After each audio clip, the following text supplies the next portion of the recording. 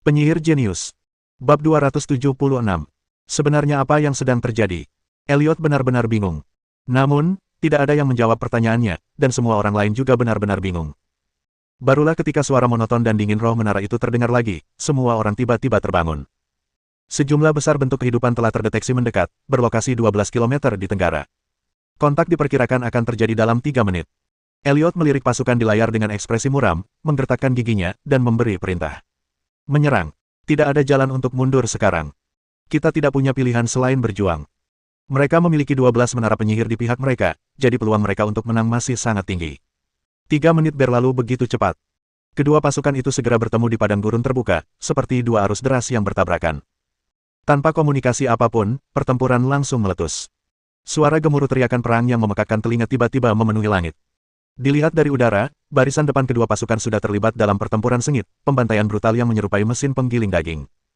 Seolah-olah tinta merah telah dicipratkan ke selembar kertas putih, perlahan menyebar dan menodai padang belantara yang luas, yang seketika berlumuran darah. Pada saat yang sama, pertempuran di langit juga mencapai puncaknya. Karala. Rantai besi hitam pekat di lambung Black Chain Colossus tiba-tiba terlepas, permukaannya berkilauan dengan cahaya magis yang menyilaukan. Rantai itu terentang dengan cepat, seperti cambuk besi, dan mencambuk dengan ganas ke arah Starry Sky Fortress, menyebabkan medan energi di permukaannya berputar dan terdistorsi. Benteng bintang tidak mundur, melepaskan rentetan sinar sihir dan sinar disosiasi yang menyapu ke arah kura-kura hitam. Pada saat yang sama, menara penyihir dari kedua belah pihak melepaskan tembakan secara serentak. Di dekat puncak menara, muncul bintik-bintik cahaya bintang, cahayanya dengan cepat membesar hingga berubah menjadi bola cahaya yang menyilaukan seperti matahari. Detik berikutnya, sinar merah tua yang tak terhitung jumlahnya melesat keluar dari bola cahaya itu, bergerombol rapat dan saling mengarah satu sama lain. Pada saat yang sama, sejumlah besar golem terbang keluar dari menara penyihir dan saling bertarung di langit. Dibandingkan dengan Black Tower, pihak Covenant jauh lebih lemah baik dalam jumlah Wizard Tower maupun Warcraft. Namun, Covenant memiliki keunggulan karena memiliki armada terbang. Ribuan kapal sihir terbang menyerbu dengan mengancam ke arah menara penyihir dan raksasa Black Throat, melancarkan serangan bunuh diri. Boom, boom, boom. Di bawah serangan dahsyat menara penyihir Blackton, puluhan pesawat ruang angkasa seketika berubah menjadi bola api dan jatuh ke tanah. Namun, kapal iblis itu tak gentar. Menara sihir dan meriam magis yang terpasang di kapal itu melepaskan tembakan, dan sinar serta peluru yang deras seketika melahap raksasa tali hitam. Ledakan. Meskipun daya tembak kapal iblis itu tidak kuat, banyak semut dapat membunuh seekor gajah. Di bawah bombardir gencar armada terbang, kapal raksasa rantai hitam, yang menjadi sasaran tembakan terkonsentrasi, hanya bertahan 2 atau 3 tarikan napas sebelum hancur menjadi rongsokan logam dan jatuh ke tanah. Brengsek. Elliot menatap kapal-kapal sihir yang terbang itu dengan wajah muram, hatinya dipenuhi rasa dendam. Hanya dalam waktu singkat, 4 kapal raksasa Black Chains telah hancur, sementara pihak lawan membayar harganya dengan lebih dari 100 kapal iblis. Meskipun mereka memiliki keuntungan besar dalam hal rasio korban. Namun, sebenarnya perhitungannya tidak seperti itu. Rantai hitam itu sangat mahal, jauh melebihi biaya kapal-kapal sihir terbang itu. Bahkan jika hanya satu dari mereka yang jatuh, Elliot akan merasakan penyesalan yang mendalam. Ini semua adalah aset keluarganya. Suruh pasukan boneka itu mengurus kapal-kapal itu dulu. Elliot dengan marah mengeluarkan perintah baru. Namun begitu ia selesai berbicara, bawahannya berkata dengan wajah getir, "Tuan, saya khawatir ini tidak akan berhasil. Pasukan boneka kita tidak dalam posisi yang baik dan tidak punya waktu untuk menangani pesawat ruang angkasa itu." "Kamu bercanda?" Elliot menatap penyihir yang tadi berbicara dengan heran. Pasukan boneka di dalam 12 menara penyihir mereka berjumlah lebih dari 100.000, dengan sebanyak 1.000 boneka tingkat penyihir. Aliansi Bintang hanya memiliki 6 menara penyihir, jadi tidak mungkin bagi mereka untuk memiliki lebih banyak pasukan boneka. Namun ketika Elliot mengalihkan perhatiannya ke medan perang pasukan boneka, dia terkejut mendapati bahwa memang demikian adanya. Jumlah pasukan boneka Aliansi Bintang secara keseluruhan lebih kecil daripada pasukan mereka, tetapi jumlah boneka tingkat penyihir yang menjadi kekuatan utama hampir sama. Yang lebih mengerikan lagi adalah bahwa boneka-boneka tingkat penyihir milik Star Alliance, entah mengapa, tiba-tiba meledak tepat sebelum mereka akan dihancurkan, dan menghancurkan lawan-lawan mereka juga. Untuk setiap boneka tingkat penyihir Covenant yang dihancurkan Black Sota, dia harus membayar harga dengan kehilangan jumlah boneka tingkat penyihir yang sama atau bahkan lebih besar dalam prosesnya. Dengan pergeseran kekuasaan ini, boneka-boneka tingkat penyihir Black Sota menderita kerugian jauh lebih cepat daripada Covenant, dan secara alami jatuh ke posisi yang tidak menguntungkan. Setelah melihat ini, Elliot dipenuhi dengan keterkejutan dan kemarahan, tetapi dia juga samar-samar memahami mengapa pasukan UC dikalahkan oleh Aliansi Bintang padahal benua bintang baru saja dibebaskan. Awalnya dia mengira UC terlalu tidak berguna, tetapi sekarang tampaknya Aliansi Bintang terlalu kuat. Seiring berjalannya waktu, perang semakin intensif. Hampir setiap detik, kapal iblis atau benteng perang, dengan asap hitam mengepul, turun seperti bintang jatuh dengan kobaran api di belakangnya, menabrak tanah dan meledak menjadi bola api yang sangat besar. Kobaran api dan gelombang kejut yang dahsyat menghancurkan banyak golem yang tidak sempat menghindar. Namun, tak seorang pun memperhatikan medan pertempuran di darat. Semua mata tertuju pada pertempuran di langit. Mereka semua memahami bahwa hasil pertempuran di angkasa adalah faktor kunci yang akan benar-benar menentukan jalannya perang ini. Sekitar setengah jam setelah pertempuran dimulai, menara penyihir pertama yang roboh akhirnya muncul. Di sisi menara hitam, sebuah menara penyihir berukuran sedang ambruk ke tanah, mengeluarkan asap biru. Menara itu hancur, penuh dengan lubang akibat sinar disosiasi dan bekas hangus dari meriam plasma. Wajah Elliot begitu gelap hingga tampak seperti akan meneteskan air. Suasana di aula tegang, dan semua penyihir tampak muram. Menara penyihir besar milik Aliansi Bintang sangatlah kuat. Meskipun dikepung oleh salah satu menara penyihir besar mereka sendiri dan 3 menara penyihir menengah, menara itu masih mampu membalikkan keadaan dan menghancurkan salah satu menara penyihir menengah. Ini benar-benar sulit dipercaya. Medan energi pelindung dan kolam elemen menara penyihir itu jelas telah ditingkatkan. Kata seorang penyihir sambil menggertakkan giginya. Dan daya tembaknya sangat kuat, dengan lebih dari 300 menara pemanggil mantra saja. Elliot menatap tajam penyihir yang baru saja berbicara, mengabaikan omong kosong yang jelas-jelas tidak masuk akal. Mereka ingin memusatkan daya tembak mereka untuk menghancurkan satu-satunya menara penyihir besar milik Covenant terlebih dahulu, tetapi menara penyihir lainnya saling berbelit dengan menara penyihir Covenant atau kewalahan oleh serangan bunuh diri dari kapal-kapal sihir terbang itu, dan sama sekali tidak bisa membebaskan diri. Situasi sempat menemui jalan buntu, dan bahkan tampak merugikan Black Sota. Sebelum melancarkan perang, Elliot tidak pernah membayangkan bahwa pihaknya akan berakhir dalam situasi sulit seperti ini. Belum lama ini, saya penuh percaya diri dan yakin akan kemenangan, tetapi sekarang semua itu telah sirna. Seandainya dia tahu bahwa Aliansi Bintang memiliki kekuatan sebesar itu, dia pasti akan bertindak lebih hati-hati, setidaknya dengan bergabung dengan pasukan penyihir lainnya untuk menyerang Aliansi Bintang bersama-sama. Sayangnya, sudah terlambat untuk menyadari hal ini sekarang. Setelah jeda yang cukup lama, ekspresi Elliot berubah, dan tatapannya menjadi tajam, menandakan ia telah mengambil keputusan.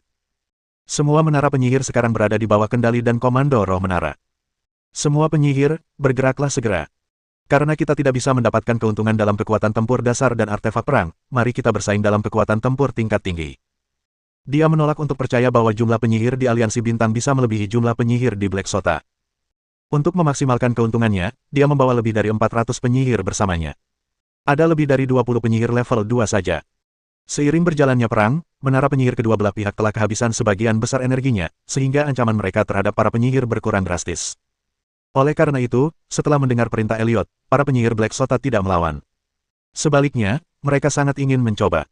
Sejak pecahnya perang, mereka telah ditindas oleh Aliansi Bintang dan merasa sangat frustrasi, serta sangat ingin melancarkan serangan balasan segera. Tak lama kemudian, sekelompok penyihir bergegas keluar dari menara penyihir. Di dalam menara penyihir cahaya bintang, Sunan, Lize, dan yang lainnya juga memperhatikan pemandangan ini. Orang-orang itu mulai tidak sabar. Lizard menatap Sunan. Haruskah kita keluar dan melawan mereka? Yang lain juga menatap Sunan dengan serius, menunggu perintahnya. Aliansi Bintang hanya mengerahkan sedikit lebih dari 200 penyihir kali ini, jauh lebih sedikit daripada pihak Black Sota. Bahkan dengan keuntungan boneka tingkat penyihir, dapat diprediksi bahwa ini akan menjadi pertempuran yang sulit. Namun, jika mereka tetap bersembunyi di menara penyihir dan tidak menyerang, masuknya begitu banyak penyihir dari Blackton ke medan perang pasti akan berdampak signifikan pada situasi tersebut, menyebabkan persekutuan kehilangan keunggulan yang telah mereka perjuangkan dengan susah payah. Menyerang atau tidak menyerang, tidak diragukan lagi, adalah keputusan yang sulit. Meskipun menjadi pusat perhatian kerumunan, Sunan tetap tenang dan terkendali seperti biasanya, dan dengan tenang memberikan perintah tersebut. Aku akan mengambil langkah pertama, dan kamu bisa menyusul nanti. Perintah aneh ini membuat semua orang terkejut. Sebelum mereka sempat bereaksi, Sunan sudah meninggalkan menara penyihir cahaya bintang. Semua orang menoleh ke arah Liz. Setelah Sunan pergi, Lize menjadi orang dengan status tertinggi. Tongkat kerajaan itu mengerutkan kening dan berkata, Tuan Sunan, apakah Anda berencana menghadapi para penyihir menara hitam sendirian? Bukankah itu terlalu berisiko? Ya, kata Ross dengan sedikit khawatir, jaringan pemantauan Star Eye menunjukkan bahwa Black Sota telah mengerahkan lebih dari 400 penyihir. Liz ragu sejenak, tetapi akhirnya berkata, tunggu sebentar. Meskipun dia juga bingung dengan tindakan Sunan, pengalaman masa lalunya tetap membuatnya memilih untuk mempercayainya. Melihat Liz mengatakan demikian, semua orang saling pandang dan tidak berkata apa-apa lagi, lalu mengalihkan perhatian mereka ke layar. Dalam adegan tersebut, Sunan telah tiba di atas medan perang. Pada saat itu, para penyihir menara hitam juga menyadari kedatangan Sunan. Ketika mereka melihat bahwa Sunan adalah satu-satunya yang ada di sana, Elliot dan yang lainnya tampak terkejut. Hanya satu orang. Apa yang direncanakan oleh Star Covenant? Apakah kau berencana menghentikan kami semua sendirian? Apa kau bercanda? Itu sangat tidak sopan. Elliot mendengus dingin, menyela percakapan semua orang, dan mencibir, apapun yang mereka rencanakan, bunuh saja mereka.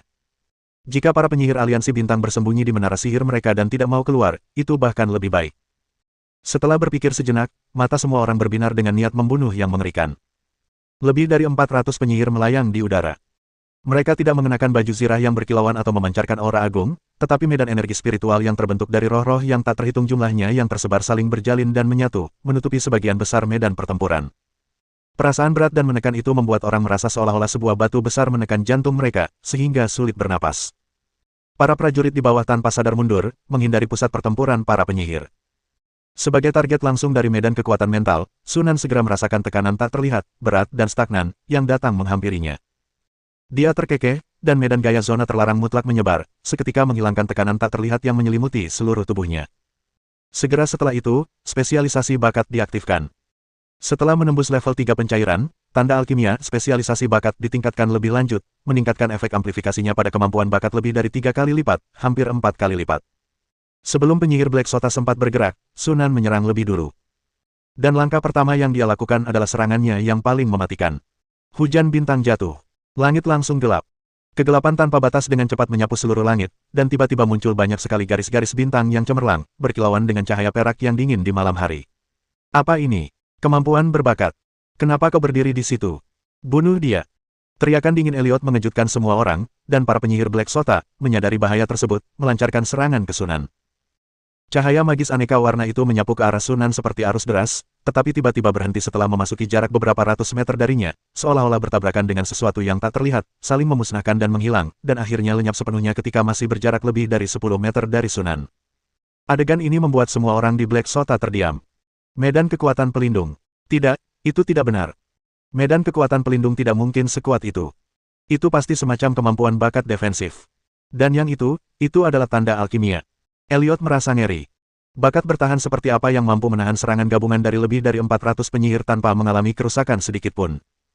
Bahkan dengan peningkatan penanda alkimia, ini masih terlalu berlebihan. Elliot dengan cepat menyadari bahwa jika kemampuan bakat bertahan lawannya dapat memiliki kekuatan bertahan yang begitu menakutkan dengan peningkatan tanda alkimia, lalu kekuatan seperti apa yang dimiliki kemampuan bakat di hadapannya ini. Dalam sekejap, perasaan tidak nyaman yang kuat muncul dalam dirinya. Sesaat kemudian, puluhan ribu bintang di langit malam bergetar serentak, ditarik oleh kekuatan yang luar biasa, menelusuri jalur yang menyilaukan dan cemerlang dari kehampaan, dan menghantam semua orang dengan kekuatan yang dahsyat. Pertunjukan kekuatan yang begitu menakutkan dan mencengangkan membuat semua penyihir Black Sota pucat pasi karena terkejut. Tanpa ragu-ragu, mereka mengaktifkan benda-benda magis di tubuh mereka dan dengan panik melepaskan berbagai mantra dan kemampuan bawaan dalam upaya untuk menghentikan bintang jatuh itu. Namun semuanya sia-sia. Bintang-bintang cemerlang menghancurkan semua serangan hingga berkeping-keping, ekor berapi mereka menghantam kerumunan. Dalam sekejap, jeritan kestongkuan terdengar naik dan turun saat para penyihir dengan cepat dimurnikan oleh cahaya yang menyilaukan, hancur dan musnah berkeping-keping. Bintang jatuh itu berlangsung selama lebih dari selusin detik sebelum malam memudar dan langit kembali cerah. Elliot menghilangkan kobaran api hitam di tubuhnya dan segera melihat sekeliling. Pemandangan itu langsung membuatnya merinding. Dari lebih dari 400 penyihir yang dulu mengikutinya, sekarang kurang dari 200 yang tersisa. Hampir 300 penyihir tingkat pertama tewas akibat serangan itu.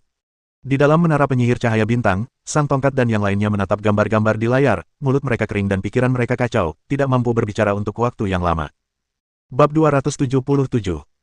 Pertempuran di darat terus berlanjut, tetapi keheningan singkat menyelimuti langit. Keheningan yang mencekam. Semua orang menatap kosong ke arah Sunan, wajah mereka menunjukkan ekspresi ketidakpercayaan yang mendalam. Satu serangan yang menewaskan hampir 300 penyihir level 1, sungguh serangan yang mengerikan.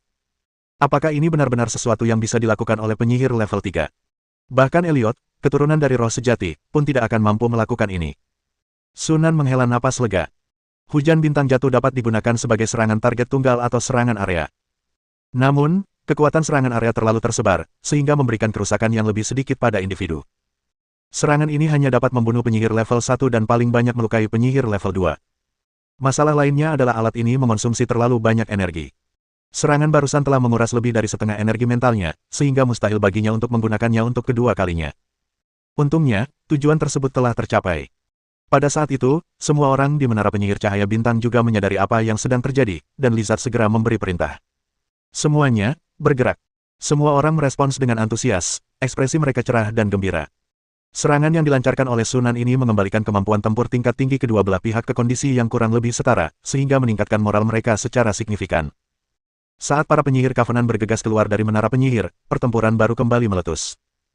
Dibandingkan dengan para penyihir Covenant yang moralnya melambung tinggi, moral para penyihir Blackton jelas-jelas telah jatuh ke titik terendah. Melihat hal itu, Elliot menjadi pucat pasi dan, dalam amarah yang meluap, langsung menghampiri Sunan. Dia menolak untuk percaya bahwa Sunan bisa melancarkan serangan sekuat itu untuk kedua kalinya. Selain itu, serangan seperti itu pasti akan menghabiskan energi yang sangat besar. Dengan kekuatan Sunan yang sangat berkurang, ini jelas merupakan waktu terbaik untuk membunuhnya. Menyingkirkan Sunan akan sangat merusak moral aliansi bintang dan mengubah jalannya pertempuran. Namun, Elliot menebak bagian pertama dengan benar, tetapi salah menilai bagian kedua. Meskipun teknik hujan bintang jatuh tidak dapat digunakan lagi, peningkatan dari spesialisasi bakat ke logam cair dan zona terlarang absolut tetap ada. Dengan peningkatan hampir 4 kali lipat, kedua talenta super itu melepaskan kekuatan yang menakjubkan. Pada pertukaran pertama mereka, Elliot hampir berlubang-lubang akibat badai logam perak yang sangat dahsyat. Kemampuan bawaan Black Sotale yang unggul, api dingin ekstrim, sama sekali tidak berdaya menghadapi logam cair tersebut. Sialan, bakat dan kemampuan apa yang dimiliki orang ini? Elliot merasa terkejut sekaligus bingung. Dia juga memiliki tanda alkimia, spesialisasi bakat, tetapi setelah diaktifkan dan ditingkatkan, peningkatan kemampuan bakatnya jauh lebih kecil daripada Sunan. Mereka berada di level yang sangat berbeda. Hal ini membuatnya benar-benar bingung. Setelah saling bertukar pukulan selama lebih dari 10 tarikan napas, Elliot bahkan tidak bisa mendekati Sunan dalam jarak 10 meter. Tekanan tak terlihat yang selalu ada di udara, menyelimuti seluruh tubuhnya, meredupkan api hitam di kulitnya dan sangat mengurangi kecepatan terbangnya. Dia tidak mampu menghindari badai logam yang datang dan hanya bisa menahannya. Kekuatan Elliot selalu jauh melampaui penyihir lain di level yang sama, dan dia belum pernah menghadapi pertempuran yang begitu membuat frustrasi sebelumnya. Amarah di hatinya hampir meledak. Wajahnya yang pucat pasi hanya sedikit melunak setelah pandangannya menyapu sekelilingnya. Meskipun menderita kerugian besar di tangan Sunan, sekitar 20 penyihir tingkat 2 mereka sebagian besar tidak terluka, jauh melebihi jumlah penyihir aliansi bintang. Di bawah kepemimpinan mereka, pihak Menara Hitam berhasil mengendalikan situasi dengan mantap. Seiring berjalannya waktu, mereka pasti akan secara bertahap mendapatkan keunggulan. Selama aku bisa mengulur waktu sampai bawahanku mengurus para penyihir lain dan datang membantuku, aku yakin aku bisa mengalahkan Sunan. Elliot menarik napas dalam-dalam dan mengambil posisi bertahan. Meskipun merasa frustrasi, ia memutuskan untuk melawan dalam perang yang berkepanjangan. Namun, Sunan tidak akan melewatkan apapun yang bisa dia perhatikan. Kumpulan kekuatan tempur tingkat tinggi aliansi bintang masih agak lemah. Sunan merenung dalam hati. Setelah bersusah payah melatih begitu banyak penyihir, dia tidak ingin terlalu banyak yang mati dalam perang ini. Jika tidak, bahkan jika dia mengalahkan Black Sota, pecahan mayat dewa yang dia peroleh tidak akan cukup untuk mengganti kerugian tersebut. Dalam sekejap, Sunan dengan cepat menyusun rencana. Dengan jentikan pergelangan tangannya, ujung tombak hitam pekat muncul begitu saja di telapak tangannya. Kemudian, dia mengepalkan jari-jarinya, dan cahaya hitam pekat menyembur keluar dari sela-sela jari-jarinya, mengembun menjadi tombak hitam pekat.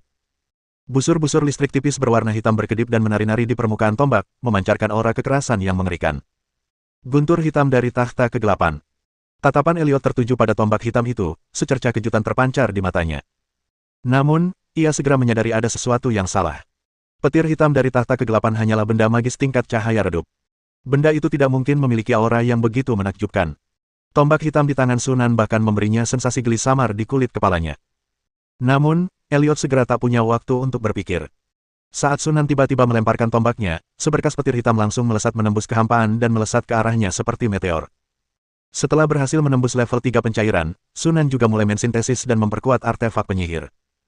Black Lightning awalnya merupakan artefak sihir tier 3 yang sangat ofensif, dan setelah disintesis dan diperkuat, kekuatan serangannya jauh melebihi artefak sihir tier 3 biasa, mendekati tier 4. Tombak hitam itu langsung mengenai Elliot. Energi petirnya yang dahsyat menembus lapisan perlindungannya, menyebabkan kulitnya merinding. Dihadapkan dengan ancaman yang kuat dan mematikan, ekspresi Elliot berubah drastis, dan dia mengaktifkan artefak magis tingkat ketiga di tubuhnya tanpa ragu-ragu. Klik. Di tengah suara gesekan logam yang tajam, rantai besi hitam setebal ibu jari yang tak terhitung jumlahnya muncul begitu saja, saling bersilangan membentuk dinding besi besar yang menghalangi jalan Elliot. Detik berikutnya, tombak hitam itu menancap ke dinding besi, dan cahaya magis yang menyilaukan tiba-tiba muncul. Klik. Retakan besar muncul di permukaan dinding besi sebelum akhirnya hancur berkeping-keping dengan suara dentuman keras. Untungnya, tombak hitam itu akhirnya kehabisan energi dan menghilang tanpa jejak. Namun, ekspresi Elliot tidak baik. Tombak hitam itu menembus beberapa lapisan perlindungannya, sudah menghabiskan banyak energi, namun masih mampu menghancurkan dan menetralkan artefak sihirnya. Bukankah ini berarti artefak sihir Sunan jauh lebih kuat daripada artefak sihir tingkat ketiganya? Tapi bagaimana itu mungkin?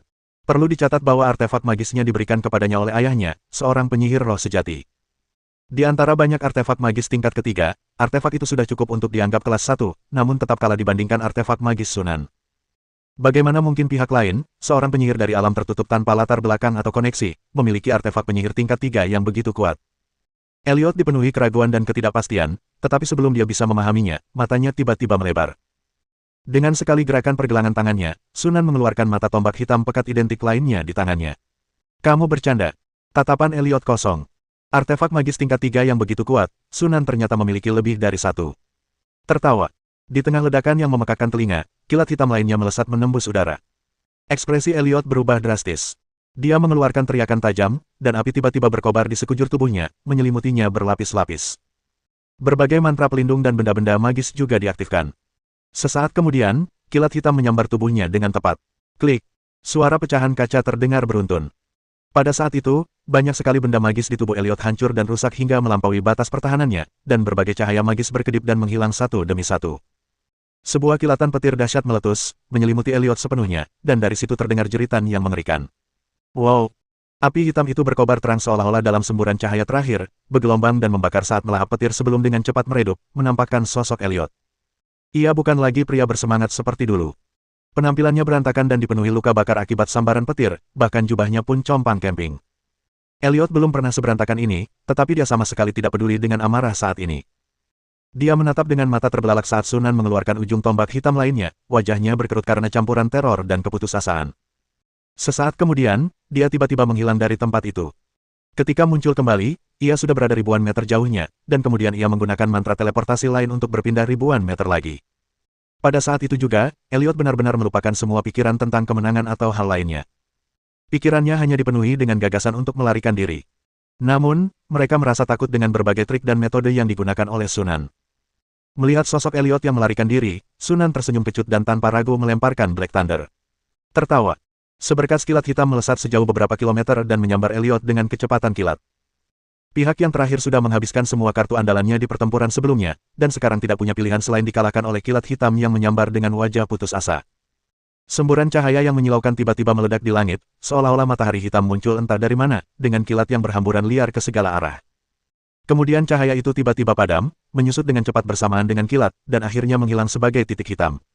Elliot sudah menghilang. Hanya sosok Sunan yang tetap berada di tempatnya. Dia membuka telapak tangannya, di mana beberapa artefak magis dan sebuah cincin spasial tergeletak dengan tenang. Ini adalah beberapa benda yang berhasil dia selamatkan selama serangan itu, jika tidak, benda-benda itu akan hancur bersama Elliot. Setelah menyimpan rampasannya, Sunan berbalik dan menyerbu ke arah para penyihir menara hitam lainnya. Melihat hal ini, kelompok penyihir Black Sota menjadi ketakutan. Mereka tidak pernah menyangka Elliot akan dikalahkan oleh Sunan secepat itu. Keduanya bertarung kurang dari 15 menit sebelum Elliot langsung berubah menjadi abu. Melihat sosok jahat itu menyerbu ke arah mereka, para penyihir di pihak menara hitam ketakutan dan kehilangan semua semangat untuk bertarung, sehingga mereka dengan tegas berbalik dan melarikan diri. Sunan menjentikkan pergelangan tangannya dan melemparkan permata terukir, yang berubah menjadi sambaran petir dan menyambar seorang penyihir. Setelah berhasil menembus level 3 pencairan, jumlah permata terukir yang disintesis meningkat menjadi 103, dan kekuatannya melonjak hingga mampu membunuh permata pencairan level 2 secara instan. Bahkan penyihir kristalisasi tingkat 2 pun akan terluka parah jika terkena satu tembakan. Penyihir Black Sota terkuat yang hadir hanya berada di tingkat kristalisasi kedua, dan tak satu pun dari mereka yang berada di puncak kekuatannya. Pada dasarnya, jika mereka terkena permata ukiran, mereka akan mati di tempat. Sunan mengejar mereka sejauh lebih dari 100 km dalam sekali jalan, melemparkan 70 atau 80 permata berukir, dan membunuh sebanyak 93 penyihir. Para penyihir Covenant lainnya mengalahkan anjing itu ketika sudah terjatuh dan juga membunuh cukup banyak orang. Dari lebih dari 400 penyihir Black Sota yang datang dengan momentum besar, hanya 20 atau 30 yang berhasil melarikan diri.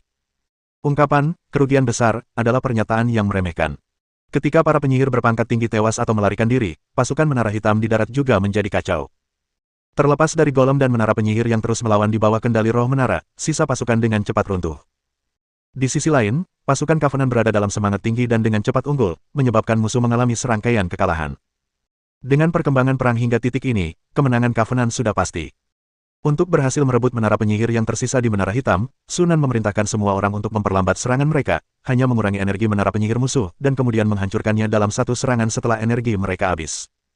Sementara pasukan persekutuan fokus menghadapi menara penyihir menara hitam, di kejauhan, dua penyihir dengan saksama mengamati situasi di medan perang melalui mata-mata mereka.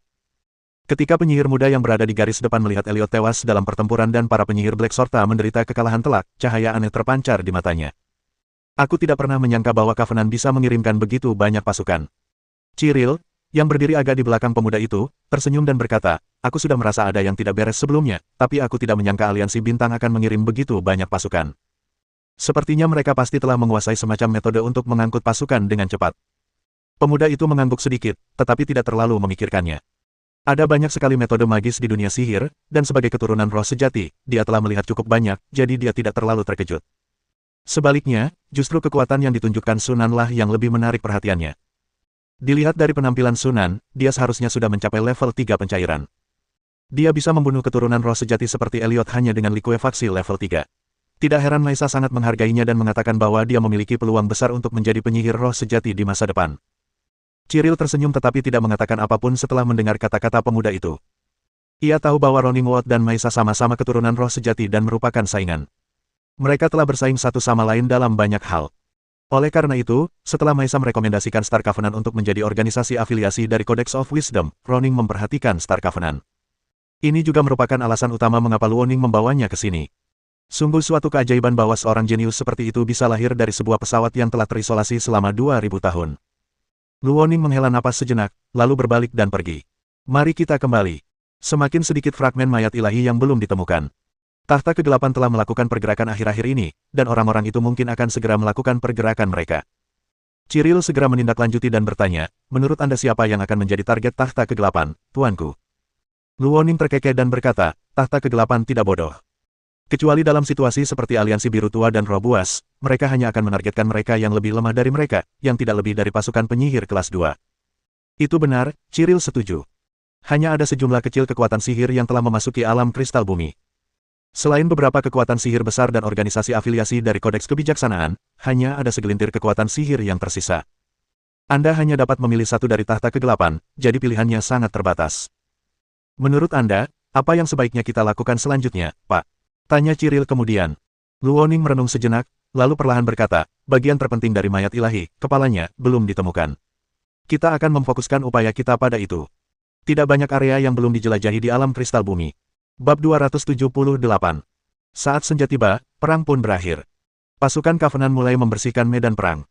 Laporan mengenai jumlah korban tewas dan korban jiwa di pihak musuh dengan cepat disampaikan kepada Sunan dan Lise. Pasukan utama dari pasukan Menara Hitam pada dasarnya telah musnah, dan beberapa yang tersisa tidak lagi menimbulkan ancaman.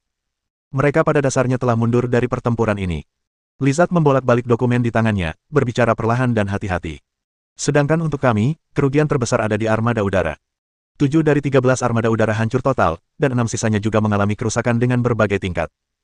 Jika kita membongkar dan menyusunnya kembali, kita seharusnya bisa mengumpulkan 3 armada lagi. Tingkat korban total mendekati 80%. 23 benteng bintang hancur total, dan 30 benteng lainnya juga mengalami kerusakan dalam berbagai tingkat dan perlu diperbaiki, yang diperkirakan akan memakan waktu setidaknya 2 atau 3 bulan.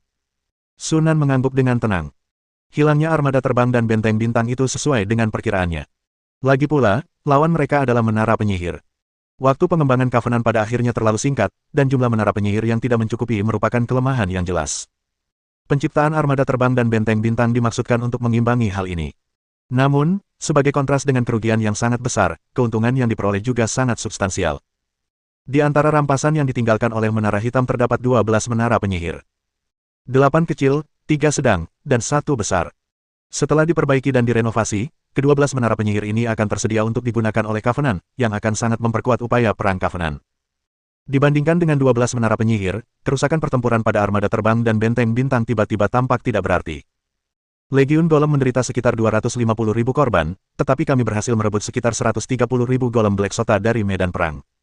Setelah menghapus jejak mental mereka serta memperbaiki dan memodifikasinya, mereka dapat kami gunakan. Banyak puing-puing juga dapat dibongkar menjadi material, yang dapat menutupi sebagian besar kerugian.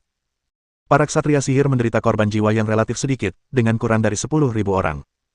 435 boneka tingkat penyihir hilang dalam pertempuran, tetapi boneka dan sisa-sisa yang direbut dari musuh dapat menutupi sebagian kerugian tersebut. Adapun para penyihir, Lise berhenti sejenak, lalu menghela napas, sayangnya 18 penyihir tingkat pertama tewas dalam pertempuran. Sunan menggelengkan kepalanya sedikit dan tetap diam. Begitulah perang. Kematian tak bisa dihindari. Secara khusus, kekuatan pasukan Black Sota kali ini jauh melampaui kekuatan pasukan dari alam Yuxi dan Wolf Tide. Seandainya dia tidak mengejutkan lawan sejak awal dan dengan cepat menyingkirkan Elliot, bahkan jika Covenant pada akhirnya menang, harga yang harus mereka bayar akan beberapa kali lebih besar daripada sekarang. Selain menara penyihir dan golem sisa-sisa, rampasan yang disita dari menara hitam juga termasuk fragmen mayat dewa. Meskipun tidak sebanyak yang telah ditemukan oleh Star Alliance sejauh ini, Star Alliance sekarang memiliki pecahan-pecahan dari mayat dewa yang ukurannya kira-kira sebesar telapak tangan. Apa yang harus kita lakukan dengan pecahan-pecahan jenazah dewa itu? Liz meletakkan dokumen-dokumen itu dan menatap Sunan. Perang kita dengan menara hitam telah menjadi keributan yang terlalu besar. Faksi-faksi penyihir lain pasti sudah mengetahuinya sejak lama, dan mereka pasti menduga bahwa pecahan mayat dewa menara hitam telah jatuh ke tangan kita. Saat ini, selain beberapa kekuatan sihir besar itu, kita mungkin memiliki fragmen mayat ilahi terbanyak, dan kurasa cukup banyak orang yang mengincar fragmen-fragmen tersebut. Sunan tentu saja menyadari hal ini juga, dan setelah mendengarnya, dia berkata tanpa ragu, penelitian tentang fragmen jasad ilahi pada dasarnya telah selesai. Setelah energi ilahi diekstrak, kita akan menyerahkan masalah pelik ini kepada kitab kebijaksanaan. Liz tersenyum tipis dan mengangguk, lalu berkata, akan lebih baik jika kita membuat kehebohan besar agar faksi penyihir lainnya mengetahuinya. Pasukan penyihir yang datang ke sini semuanya mengincar pecahan mayat dewa. Jika tidak ada keuntungan, bahkan takhta kegelapan, yang menyimpan dendam terhadap aliansi bintang, tidak akan repot-repot berurusan dengan aliansi bintang. Lizard bertindak sangat efisien, mengirimkan pasukan pada hari itu juga untuk mengawal pecahan jenazah ilahi ke lokasi kodeks kebijaksanaan dengan cara yang megah. Seperti yang diperkirakan, setelah fragmen mayat dewa diserahkan, berbagai pengawasan terbuka dan terselubung di sekitar pangkalan aliansi bintang menurun secara signifikan. Setelah itu, persekutuan berhenti mengirim pasukan untuk mencari pecahan mayat dewa dan malah fokus pada pemulihan dan secara bertahap memperbaiki berbagai artefak perang dan golem.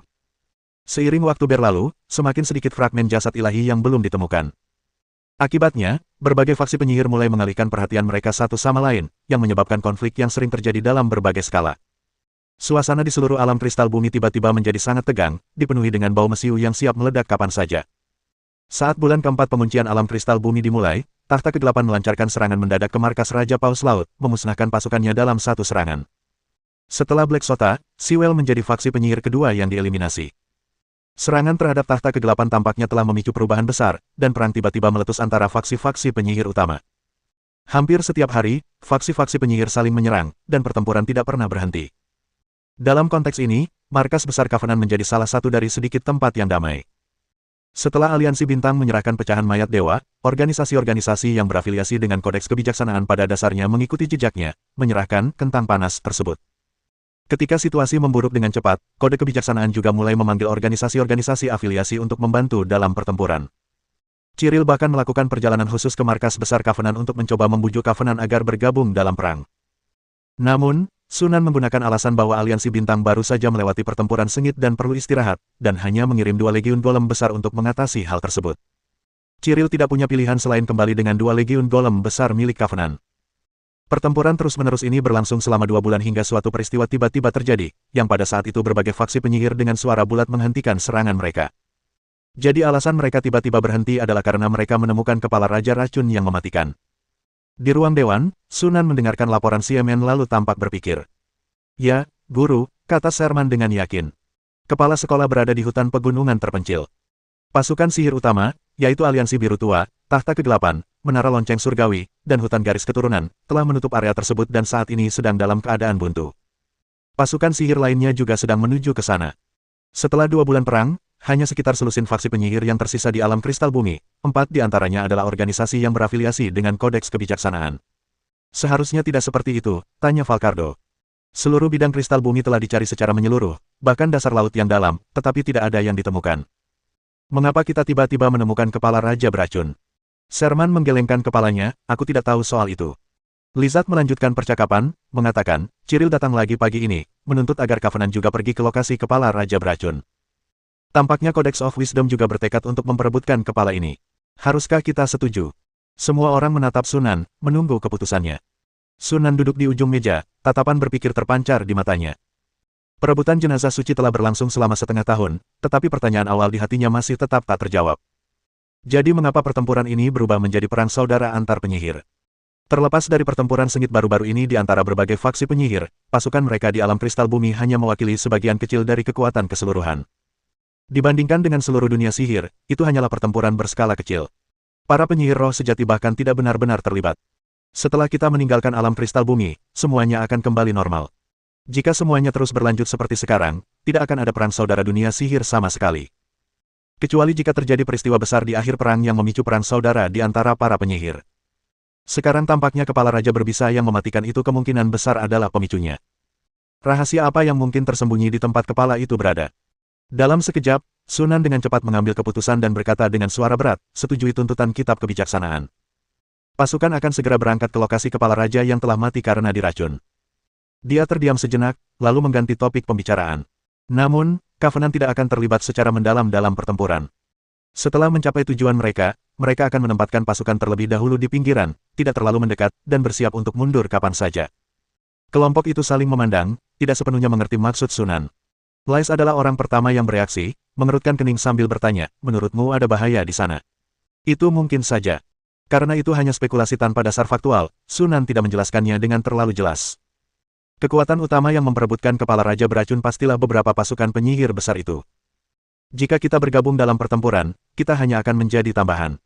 Tidak perlu bagi kita untuk mengerahkan terlalu banyak usaha. Cukup menyumbangkan tenaga dan menjaga penampilan yang terhormat. Semua orang memikirkannya dan setuju. Meskipun sebagai organisasi afiliasi dari Codex Wisdom, mereka memiliki kewajiban untuk membantu dalam pertempuran, mereka tidak dapat mengerahkan seluruh kekuatan mereka untuk itu. Lagi pula, lawannya adalah kekuatan sihir yang besar. Jika mereka mengerahkan terlalu banyak usaha, mereka mungkin akan menderita kerugian besar. Selain itu, kekuatan militer aliansi bintang di bidang kristal bumi jauh melebihi kekuatan organisasi afiliasi lainnya. Bahkan jika hanya sebagian dari pasukan mereka yang dikerahkan, jumlahnya tidak akan kurang dari kekuatan 3 organisasi afiliasi lainnya. Kode kebijaksanaan sebenarnya tidak bisa mengatakan apapun tentang hal ini. Melihat tidak ada yang keberatan, Sunan segera memberi perintah.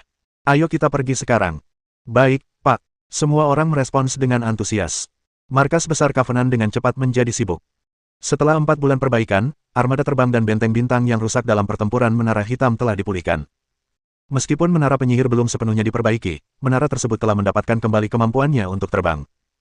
Menara-menara penyihir dan benteng-benteng bintang, bersama dengan kapal-kapal ajaib yang tak terhitung jumlahnya, dengan cepat muncul dari markas besar aliansi bintang, perlahan terbang menuju tujuan mereka, menutupi langit. Di tanah terbentang barisan golem yang berbaris dalam formasi teratur yang membentang ke kejauhan, seolah tak berujung. Ketika pasukan Covenant tiba di dekat pegunungan, hal itu dengan cepat menarik perhatian berbagai faksi penyihir. Markas besar Deep Blue Alliance. Para penyihir menatap adegan pawai pasukan perjanjian di layar, wajah mereka menunjukkan ekspresi aneh. Bagaimana mungkin pasukan sihir kelas 3 mampu mengangkut begitu banyak pasukan? Tidak hanya itu, aliansi bintang bertempur melawan Sota Hitam dan menderita kerugian yang cukup besar. Pasukan awal mereka mungkin bahkan lebih kuat. Asal-usul aliansi bintang ini sebenarnya dari mana? Bagaimana mungkin kekuatan sihir yang terbentuk dengan menyegel sebuah pesawat ruang angkasa bisa begitu kuat? Apa pendapat Lord Caleb? Semua orang menoleh untuk melihat pemuda yang duduk di ujung meja konferensi. Dia tampan, tinggi, dan memiliki rambut biru laut yang langka. Yang terakhir seringkali menjadi simbol keturunan roh sejati di aliansi biru tua. Menghadapi tatapan orang banyak, Caleb tersenyum tipis dan berkata, saya lebih tertarik pada para penguasa mereka daripada pada aliansi bintang. Maksud Anda Sunan, Tuan? Tanya seorang penyihir dengan penuh pertimbangan. Menurut informasi intelijen, dalam perang baru-baru ini antara aliansi bintang dan Menara Hitam, Sunan seorang diri membunuh lebih dari 200 penyihir tingkat pertama Menara Hitam, yang mengamankan kemenangan. Lebih dari 200 penyihir. Apakah informasi intelijennya akurat? Tanya seseorang. Informasi itu benar. Caleb menatap layar dengan saksama. Jika tidak ada hal tak terduga terjadi, Sunan akan mampu naik pangkat menjadi penyihir roh sejati cepat atau lambat. Mungkin tidak akan lama lagi sebelum aliansi bintang memasuki jajaran kekuatan sihir kelas 2. Melihat bahwa Caleb telah membenarkan keaslian informasi tersebut, semua orang tidak lagi ragu dan wajah mereka menunjukkan kekaguman. Membunuh lebih dari 200 penyihir level 1 dalam sekali serang, bahkan keturunan roh sejati yang mengkristal level 3 pun tidak akan mampu melakukannya. Isu utamanya adalah bahwa tingkat pencairan tanah di Jiangsu Selatan baru berada pada level 3. Begitu dia berhasil menembus level kristalisasi ketiga dan mulai memahami kekuatan aturan, seberapa dahsyatkah kekuatannya nanti. Orang seperti itu bahkan lebih mengerikan daripada keturunan roh sejati. Smartcode sangat beruntung dan menemukan kandidat yang begitu menjanjikan. Seandainya aku tahu ini akan terjadi, seharusnya aku menjadi orang pertama yang memasuki benua bintang. Mungkin aku bisa menyerap aliansi bintang ke dalam organisasi tersebut. Mungkin kita bisa merekrut bakat mereka. Caleb mendengarkan gumaman di sekitarnya, tetapi dia tidak memperhatikannya, kilatan aneh muncul di matanya. Saya pikir di antara generasi muda, hanya keturunan dari jiwa-jiwa sejati inilah yang menonjol, tetapi saya tidak pernah menyangka akan muncul orang aneh seperti Sunan. Meskipun bukan keturunan dari roh sejati, bakatnya melampaui bakat banyak keturunan roh sejati. Orang seperti itu pasti akan memiliki tempat di dunia sihir di masa depan. Pada saat yang sama, di kediaman singgasana kegelapan, para penyihir Dark Throne juga mengawasi pasukan Covenant. Seluruh ruang sidang dewan sangat sunyi. Tidak ada yang berbicara dengan suara berbisik. Sebagian orang menatap layar, sebagian lagi termenung, dan sebagian lagi mengamati Boben secara diam-diam, yang duduk di ujung meja. Semua orang yang hadir tahu bahwa orang yang mengirim Yuxi untuk menyerang benua cahaya bintang tidak lain adalah Tuan Kayu, ayah Boben. Pembunuhan Yuxi oleh Covenant dan pencaplokan alam Wolf tidak dapat dianggap sebagai pukulan besar bagi reputasi Lord Wood. Seandainya Star Alliance tidak kemudian menjadi organisasi afiliasi dari Codex of Wisdom, Boben pasti sudah memimpin pasukannya untuk menyerang benua Starlight sejak lama. Meskipun begitu, Boben hingga hari ini masih belum menyerah pada perjanjian tersebut. Seandainya bukan karena prioritas yang lebih tinggi dari fragmen mayat dewa, dia mungkin sudah mengambil tindakan terhadap aliansi bintang. Keheningan berlangsung cukup lama sebelum Boben akhirnya mengalihkan pandangannya dari layar dan memecah keheningan dengan suaranya. Bagaimana situasi di pegunungan dan hutan? Matik, yang duduk di kursi pertama di sebelah kanan, langsung menjawab, kami telah menemukan kepala raja beracun di dalam sebuah gua. Namun, ada lebih dari 60 makhluk ilahi di dekat sini, jadi mungkin tidak realistis untuk berharap bisa menerobos masuk dan mengambil kepalanya dalam sekejap. Boben mengerutkan kening dan berkata dengan suara berat, bagaimana dengan faksi penyihir lainnya? Baik aliansi biru tua maupun hutan garis keturunan telah mengirim orang untuk mengundang kita ke sebuah pertemuan.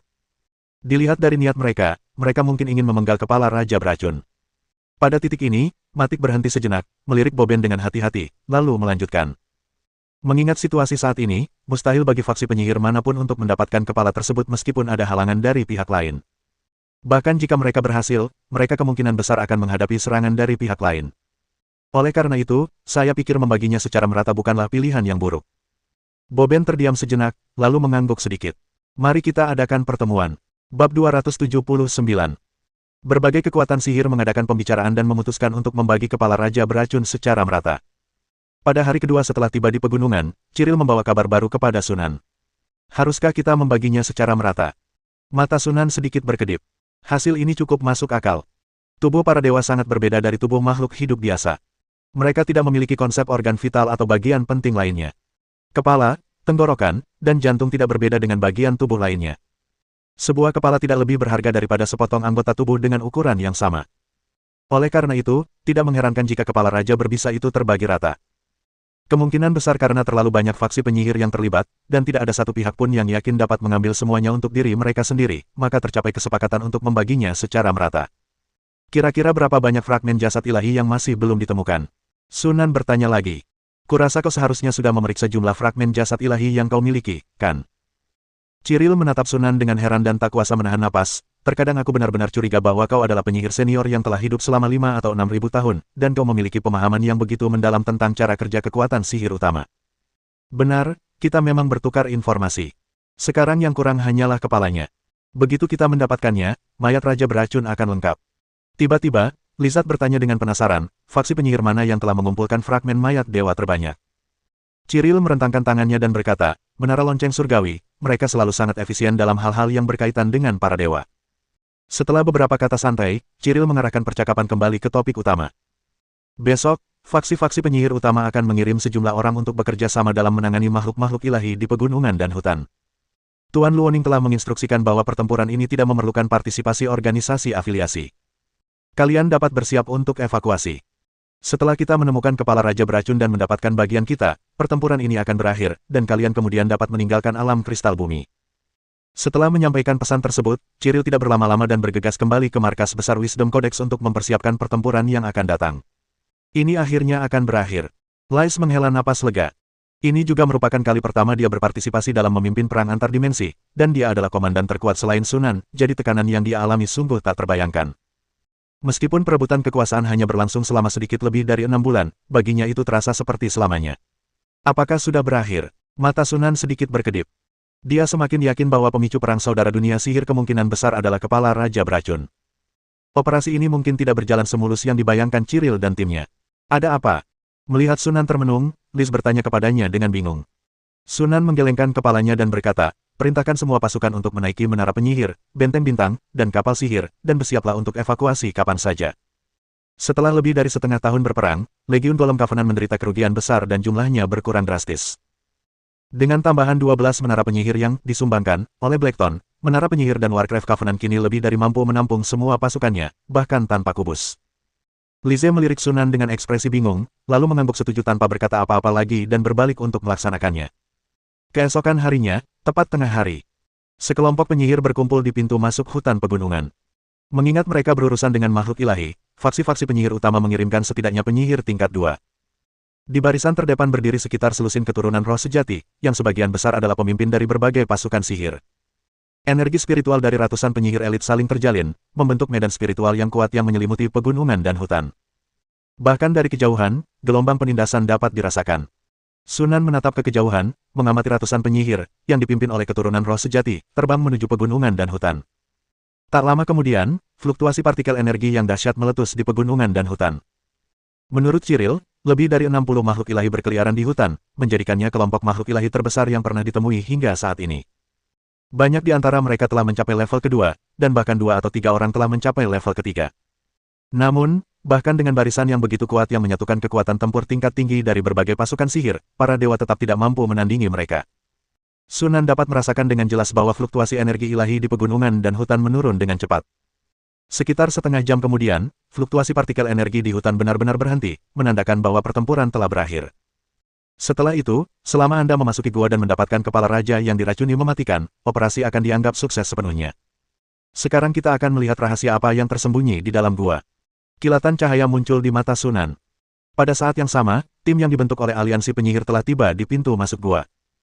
Merasakan energi ilahi yang kuat yang terpancar dari gua, keturunan roh sejati, yang dipimpin oleh Luoning dan Bowen, semuanya menunjukkan kegembiraan samar di mata mereka.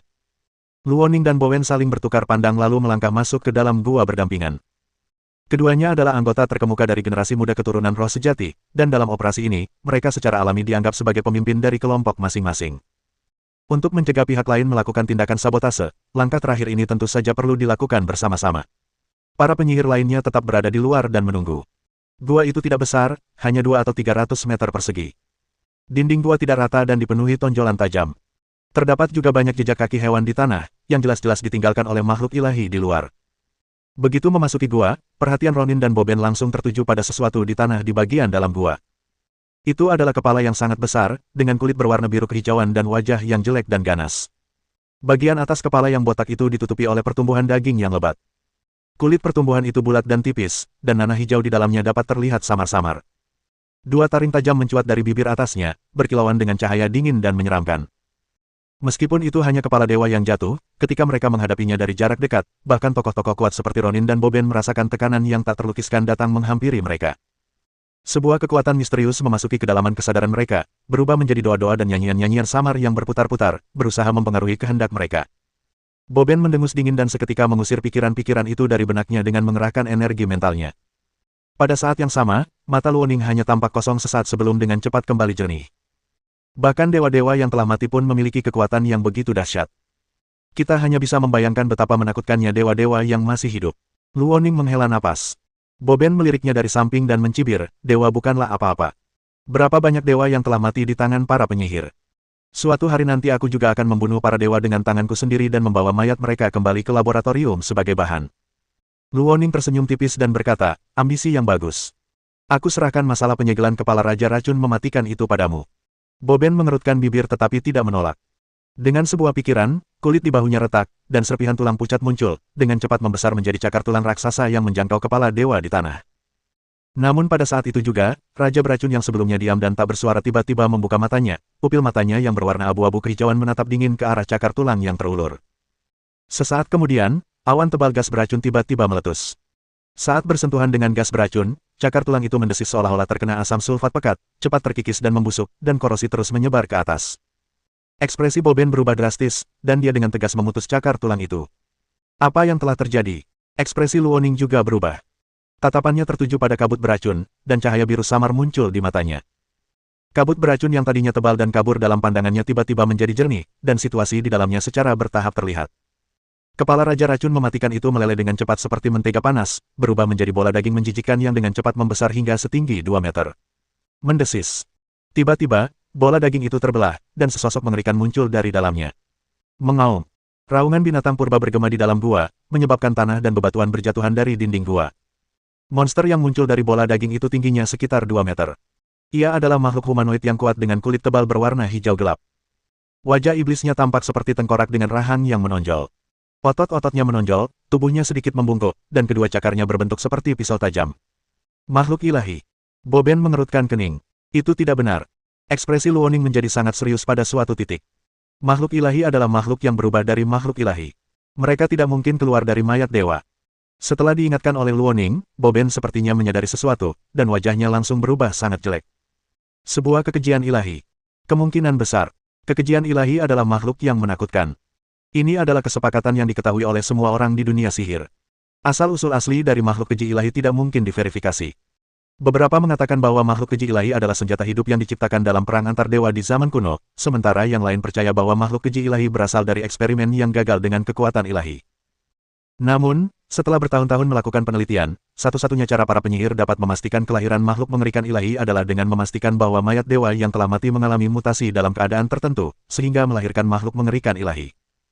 Kekuatan makhluk keji ilahi yang lahir dengan cara ini bergantung pada kekuatan dewa yang melahirkannya, serta keutuhan mayatnya. Orang yang kuat dapat memiliki kekuatan yang setara dengan, atau bahkan melampaui, kekuatan para dewa. Bahkan yang lebih lemah sekalipun memiliki kekuatan yang mendekati kekuatan penyihir roh sejati. Karena makhluk mengerikan ilahi memiliki energi radiasi yang sangat kuat yang dapat menginfeksi makhluk lemah apapun yang mendekat, mengubah mereka menjadi monster yang hanya mengenal kehancuran dan pemusnahan. Kemunculan setiap makhluk mengerikan ilahi sering menyebabkan keruntuhan dan kehancuran sebuah dunia, atau bahkan sebuah dimensi. Jika berurusan dengan makhluk-makhluk seperti itu, seluruh multiverse hanya memiliki satu kesepakatan, pemusnahan total. Luoning dan Boben tidak pernah menyangka bahwa mereka akan menemukan peristiwa langka seperti kelahiran makhluk mengerikan yang bersifat ilahi di sini. Selain membutuhkan jasad ilahi sebagai tubuh induk, juga dibutuhkan sumber energi yang sangat besar di dekatnya untuk kelahiran makhluk keji ilahi. Mata Luoning melirik ke sekeliling. Maksudnya jelas, pasti ada sumber energi di dalam gua ini. Namun, keduanya segera kehilangan keraguan. Saat makhluk perkasa mirip manusia itu melangkah, dinding gua di belakangnya tiba-tiba hancur, memperlihatkan rongga di bawahnya. Di dalam rongga tersebut, sekelompok cahaya warna-warni, yang tampaknya terbentuk dari cahaya paling menyilaukan dan cemerlang di dunia, melayang di udara dan perlahan berputar seperti pusaran. Fluktuasi aneh seketika menyelimuti seluruh gua. Partikel-partikel energi di udara menjadi sangat aktif dalam sekejap. Meskipun Luoning dan Boben tidak sengaja menyerap partikel energi, mereka dapat dengan jelas merasakan partikel energi tersebut dengan ganas menusuk tubuh mereka saat ini. Pada saat itu juga, kesadaran tiba-tiba muncul pada diri mereka berdua. Hanya dalam satu atau dua tarikan napas, pemahaman mereka tentang hukum-hukum, yang telah lama stagnan, tiba-tiba mengalami kemajuan pesat. Setelah melihat itu, keduanya langsung mengerti. Wajah mereka menunjukkan campuran kegembiraan dan keterkejutan, dan mereka mengucapkan kata-kata itu hampir bersamaan. Sumber hukum. Mengaum. Respons mereka berupa raungan yang memekakkan telinga. Luoning dan Boben kemudian tersadar dari euforia mereka dan menyadari bahwa sekarang bukanlah waktu yang tepat untuk berbahagia. Melihat makhluk suci itu bergegas mendekat, mata kedua pria itu menyipit secara bersamaan, dan mereka melepaskan kemampuan bawaan mereka tanpa ragu-ragu. Suara mendesing. Tiba-tiba, suara deburan ombak bergema dari dalam gua. Riak-riak biru tak terhitung jumlahnya muncul begitu saja dari udara, menerjang maju seperti gelombang laut. Saat bertabrakan dengan riak biru, malapetaka ilahi itu terasa seolah-olah jatuh ke dasar laut, tubuhnya sesaat membeku karena tekanan yang menerpa dari segala arah. Memanfaatkan momen itu, Boben tiba-tiba mengarahkan tangan kanannya dan menusuk telapak tangan kirinya dengan kuat. Setelah terdengar bunyi gedebuk yang teredam, luka sebesar telur muncul di telapak tangannya. Segera setelah itu, cairan abu-abu gelap menyembur keluar dari luka tersebut. Meskipun lukanya tidak besar, hal itu memberi orang ilusi seolah-olah sebuah bendungan telah jebol dan aliran air deras menerjang keluar. Memercikkan. Dalam sekejap mata, aliran air berwarna abu-abu kehitaman terbentuk, menyapu menuju malapetaka ilahi dengan deru yang memekakkan telinga, bertekad untuk melahap dan menenggelamkannya. Kemampuan bakat air gelap, inilah yang termasuk dalam 10 besar di tahta kegelapan. Mengaum. Makhluk ilahi itu meraung, dan kabut tebal berwarna hijau pucat menyembur dari pori-porinya, membentuk lapisan kabut semi-transparan di sekeliling tubuhnya. Begitu baju zirah itu terbentuk, gerakannya yang sebelumnya lambat kembali menjadi secepat kilat, menerjang dengan ganas ke dalam air gelap yang bergelombang. Air gelap itu, yang mampu mengikis dan mengasimilasi semua makhluk hidup, hancur berkeping-keping saat bertabrakan dengan makhluk mengerikan yang ilahi itu, dan tersebar ke segala arah. Sebaliknya, malapetaka ilahi itu tidak mengalami kerusakan, kecuali kabut di tubuhnya sedikit menipis. Baik Luoning maupun Bowen merasa ngeri melihat pemandangan itu. Meskipun telah mempelajari tentang kekejian ilahi, baru setelah benar-benar bertemu dengan mereka, mereka menyadari betapa menakutkannya monster ini, yang dibenci dan bahkan ditakuti oleh banyak ras. Di bawah level penyihir roh sejati, mereka mungkin bukan tandingan bagi makhluk mengerikan ilahi ini. Keduanya saling bertukar pandang, berbalik hampir bersamaan, dan bergegas keluar dari gua tanpa ragu-ragu. Para penyihir di luar merasakan ada sesuatu yang tidak beres ketika mereka mendengar raungan itu. Mereka ragu-ragu apakah akan masuk, tetapi kemudian mereka melihat Ronin dan Bowen berlari keluar seperti anak panah, tampak sangat panik. Berlari. Pergi dari sini. Pada saat yang sama, Ronin dan Bowen memberikan perintah kepada sekutu mereka masing-masing di aliansi biru tua dan takhta kegelapan. Meskipun kedua penyihir itu bingung, mereka melakukan seperti yang diperintahkan dan segera pergi. Para penyihir lainnya hanya sedikit terkejut ketika sesosok makhluk ganas menyerbu keluar dari gua. Sesaat kemudian, kabut beracun berwarna hijau mengerikan yang bergelombang dengan cepat menyapu keluar, menelan sekitarnya. Bab 280. Di atas gunung dan hutan. Sekelompok penyihir berdiri melayang di udara, masing-masing berjarak 1000 meter, menatap ke arah gua. Mereka yang terlibat dalam pencarian kepala Raja Racun mematikan semuanya berasal dari faksi-faksi penyihir besar. Faksi-faksi penyihir lainnya dikecualikan dan hanya dapat menyaksikan perkembangan operasi dari jauh. Sunan dan Lize pun tak terkecuali, mereka menatap ke kejauhan sambil berbisik-bisik. Pecahan jasad ilahi yang kita peroleh dalam pertempuran ini seharusnya cukup untuk ditukar dengan kitab kebijaksanaan untuk mendapatkan sejumlah besar sumber daya, cukup bagi kita untuk membangun beberapa menara penyihir berukuran besar dan sedang. Lais memperkirakan manfaat dari operasi ini. Pertempuran dengan menara hitam membuatnya semakin menyadari kekurangan persekutuan dalam menara penyihir, dan dia bertekad untuk memperbaiki kekurangan ini sesegera mungkin. Ini juga merupakan kesepakatan antara dia dan Sunan. Saat ini, Covenant memperoleh keuntungan besar setiap tahunnya dari selisih harga antara batu sihir sekunder dan batu sihir, cukup untuk mendukung perluasan militernya serta promosi dan popularisasi teknologi energi sihir. Namun, pembangunan menara penyihir berjalan lambat. Salah satunya adalah keterbatasan sumber daya. Banyak sumber daya yang dibutuhkan untuk membangun seorang penyihir cukup langka. Kitab kebijaksanaan tidak menawarkan perdagangan untuk sumber daya ini. Sumber daya tersebut perlu dikumpulkan secara perlahan atau disintesis oleh Sunan sendiri. Masalah lainnya adalah keterbatasan tenaga kerja. Jumlah penyihir di dalam persekutuan masih terlalu sedikit. Penyihir dibutuhkan untuk berbagai tugas seperti pembuatan boneka, pembuatan ramuan, dan pembuatan barang-barang magis, dan tidak banyak orang yang tersedia untuk membangun menara penyihir. Tentu saja, Covenant juga dapat mengizinkan para penyihirnya untuk mengumpulkan sumber daya dan membangun menara penyihir sendiri. Namun, hal ini membuat kecepatannya terlalu lambat. Mungkin dibutuhkan 2 atau 300 tahun untuk melihat hasilnya. Star Alliance perlu tumbuh dan berkembang pesat saat ini, dan mereka tidak punya banyak waktu lagi. Oleh karena itu, cara tercepat bagi aliansi bintang adalah dengan mengkoordinasikan semua sumber daya dan memusatkan upaya mereka pada pembangunan menara penyihir. Faktanya, dari 18 menara penyihir yang saat ini dimiliki oleh persekutuan, hanya menara penyihir cahaya bintang yang dibangun sendiri. 17 lainnya direbut dari musuh. Seandainya bukan karena risiko yang tinggi, Sunan sebenarnya ingin bertempur dalam beberapa pertempuran dengan faksi penyihir lain dan merebut lebih banyak menara penyihir. Menara penyihir milik Covenant sendiri saat ini sedang dalam pembangunan. Pada saat itu, Sunan tiba-tiba merasakan seseorang mendekat. Dia menoleh dan melihat 2 orang terbang ke arahnya. Salah satunya adalah seorang kenalan. Dialah Bryce, yang kutemui di Menara Bintang di Kota Segala Sesuatu. Dia tergabung dalam burung berkepala 1000 dan, seperti Aliansi Bintang, merupakan organisasi afiliasi dari Kodeks Kebijaksanaan. Tuan Sunan, sudah lama sekali.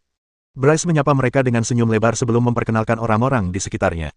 Ini Lord Gavin, orang yang bertanggung jawab atas operasi burung 10.000 kepala kita kali ini. Saya sudah banyak mendengar tentang Anda, Tuan Sunan. Gavin tersenyum dan mengangguk ke arah Sunan, tatapannya mengandung sedikit pengamatan dan rasa ingin tahu. Lagi pula, ada cukup banyak cerita dan rumor tentang Jiangsu Selatan selama periode ini. Terutama di kalangan terbatas organisasi anak perusahaan Smart Code, Sunan dan Star Alliance telah meraih reputasi yang cukup besar. Sunan tersenyum dan mengangguk sebagai salam.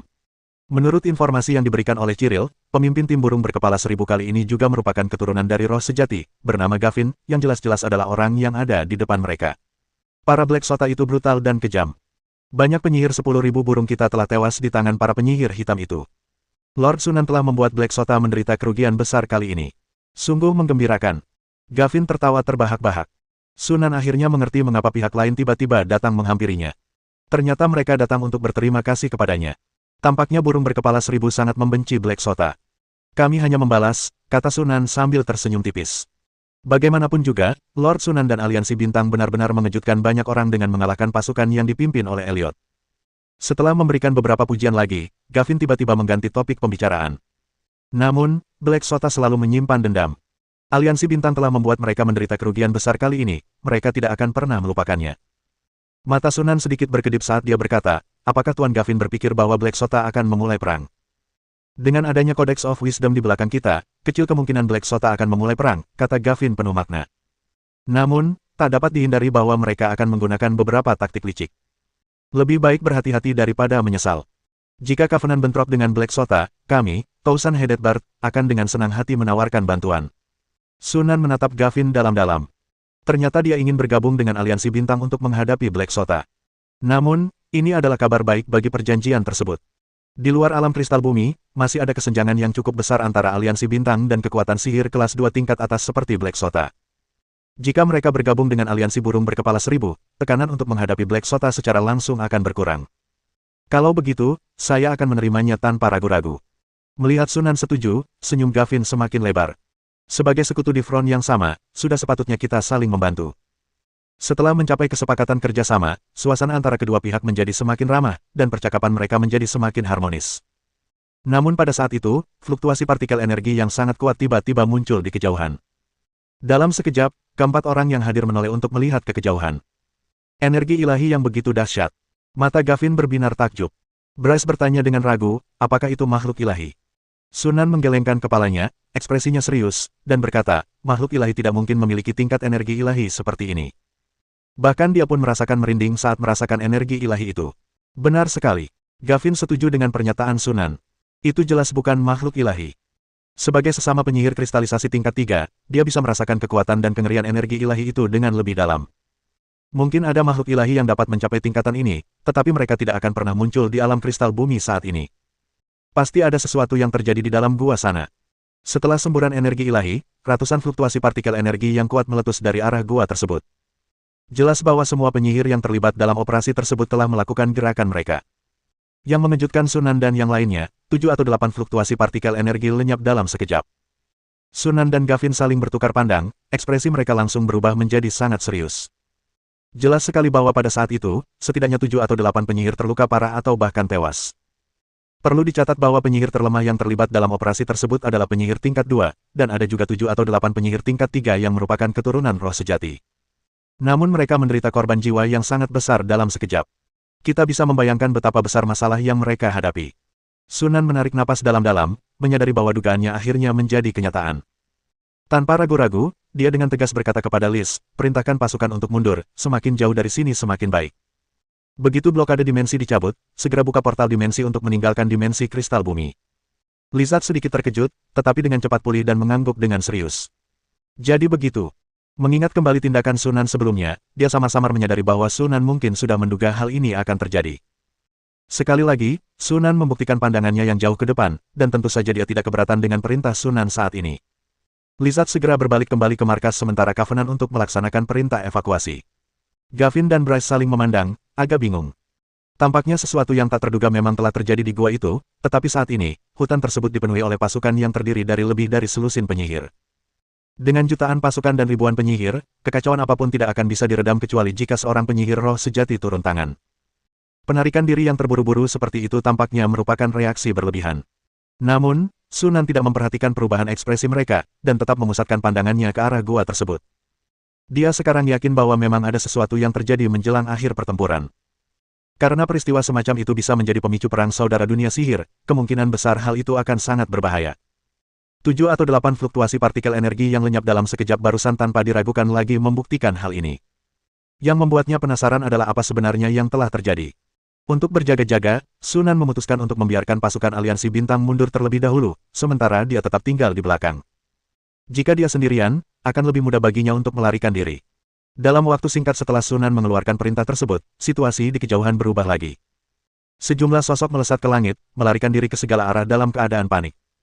Di belakang mereka, kabut tebal berwarna hijau naik, berubah bentuk menjadi mulut dan cakar binatang buas di kehampaan, dan dengan cepat menyerang sosok-sosok di sekitarnya. Apa itu? Melihat pepohonan di sekitarnya layu dan berubah menjadi abu begitu bersentuhan dengan kabut hijau, Gavin dan Bryce mengerutkan kening. Mengaum. Di tengah raungan yang memekakkan telinga, sesosok tinggi dan ganas muncul dari kabut.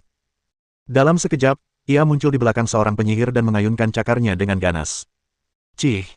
Saat terkena cakaran itu, tubuh penyihir tersebut memancarkan cahaya magis aneka warna, seolah-olah diselimuti lapisan perlindungan yang tak terhitung jumlahnya. Namun dalam sekejap mata, semua pertahanan hancur, dan cakar tajam menusuk dalam-dalam ke tubuh penyihir itu.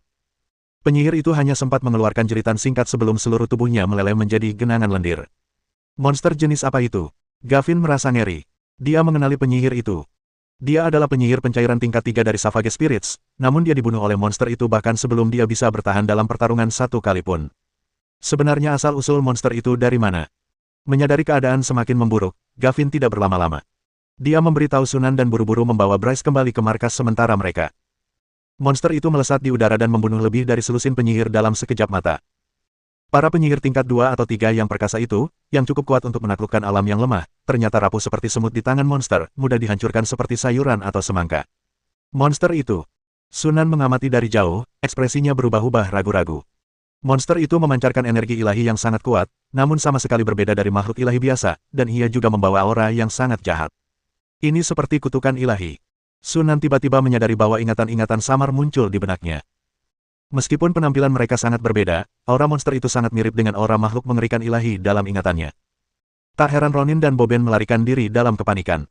Bahkan makhluk mengerikan yang paling lemah pun bukanlah sesuatu yang bisa ditangani oleh penyihir tingkat 2 atau 3. Monster ilahi ini pasti lahir dari kepala Raja Racun yang mematikan. Sunan cukup berpengetahuan tentang monster ilahi, dan setelah berpikir sejenak, dia mengetahui asal-usul monster ilahi ini. Namun, hal ini memunculkan pertanyaan-pertanyaan baru. Selain tubuh ibu, kelahiran makhluk mengerikan ilahi juga membutuhkan sumber energi yang sangat besar untuk menyediakan energi agar dapat menyerap dan bermutasi. Sumber energi ini jauh lebih unggul daripada simpul garis lei atau kumpulan elemen manapun. Bahkan jauh melampaui tungku unsur dari kota terapung itu. Dalam ingatan saya, sumber energi yang menyertai kelahiran kekejian ilahi biasanya hanya sedikit. Singularitas astral, inti abadi, sumber jurang, dan sumber hukum. Karena sumber energi yang disebutkan sebelumnya tidak dapat muncul di bidang kristal bumi, sehingga menyingkirkan pilihan lain, hanya ada satu jawaban yang tersisa. Sumber hukum. Bahkan napas Sunan pun menjadi lebih cepat saat ini. Sederhananya, sumber hukum adalah titik konvergensi kekuatan hukum. Begitu suatu alam memiliki sumber hukum, alam tersebut secara bertahap akan menjadi alam utama dari waktu ke waktu, dan secara bertahap berkembang dan terdiferensiasi menjadi beberapa alam sekunder, hingga akhirnya membentuk komunitas alam. Oleh karena itu, sumber hukum sering dianggap sebagai prototipe komunitas yang berada di bidang tertentu. Sunan tidak pernah menyangka bahwa urat sumber hukum akan muncul di bidang kristal bumi. Pada saat yang sama, dia menyadari mengapa insiden ini menjadi pemicu perang saudara dunia sihir. Nilai dari bidang dimensional kristalin yang berpotensi berkembang menjadi gugus dimensional sudah jelas dengan sendirinya. Sejak sumber hukum tersebut ditemukan, bidang kristal bumi tak diragukan lagi telah menjadi hadiah yang didambakan, sesuatu yang ingin diperoleh oleh semua kekuatan sihir utama. Setelah bidang kristal bumi berhasil direbut, gugusan bidang dapat diperoleh tepat waktu. Ini adalah godaan yang tak dapat ditolak oleh kekuatan sihir manapun. Kemungkinan besar berbagai faksi penyihir saling bertarung memperebutkan kepemilikan bidang kristal bumi, yang akhirnya meningkat menjadi perang saudara penyihir. Namun, jika hanya itu saja, Sunan paling-paling hanya akan menghela napas dan tidak akan terlalu bersemangat. Lagi pula, bidang kristal bumi jelas bukan sesuatu yang bisa diidamkan oleh aliansi bintang saat ini. Dia hanya perlu mengamati dari jauh, mempersiapkan diri untuk perang saudara dunia sihir yang akan datang, dan menuai keuntungannya. Namun, sumber hukum tersebut berbeda. Ini adalah titik konvergensi kekuatan hukum, yang mengandung sejumlah besar kekuatan hukum primordial. Jika seseorang dapat mendekati hukum-hukum tersebut, ia dapat meningkatkan pemahaman dan kendalinya terhadap hukum-hukum tersebut secara signifikan. Hal itu memiliki efek yang luar biasa bahkan pada penyihir roh sejati. Bagi seorang penyihir level 3, mendekati sumber hukum juga dapat meningkatkan konsentrasi mental mereka secara signifikan. Lebih baik lagi, jika seseorang dapat memanfaatkan kesempatan ini untuk mengekstrak sedikit kekuatan hukum primordial dan menyimpannya, kemudian menyerapnya setelah menembus ke tingkat kristalisasi ketiga, hal itu pasti akan sangat mempersingkat waktu yang dibutuhkan untuk memahami kekuatan hukum tersebut. Adapun apakah melakukan hal itu akan merusak esensi hukum, apa hubungannya dengan dia? Para penyihir roh sejati di luar sana akan segera mengetahui apa yang terjadi di sini. Karena ini melibatkan sumber hukum alam, pertempuran biasa tidak lagi penting. Mereka pasti akan segera turun tangan. Membuka penghalang dimensi akan membutuhkan waktu, dan aku tidak punya banyak waktu lagi. Aku harus bertindak sekarang. Sunan memandang ke kejauhan dan melihat bahwa menara-menara penyihir dari aliansi biru tua, menara lonceng surgawi, dan tahta kegelapan, di antara pasukan penyihir lainnya, sedang mendekati makhluk mengerikan ilahi dan memulai pengepungan mereka. Melihat bahwa kedua belah pihak tidak punya waktu untuk memperhatikan hal-hal lain saat itu, mata Sunan menyipit dan dia dengan cepat mengambil keputusan. Ini adalah kesempatan langka, ayo kita lakukan. Bersambung.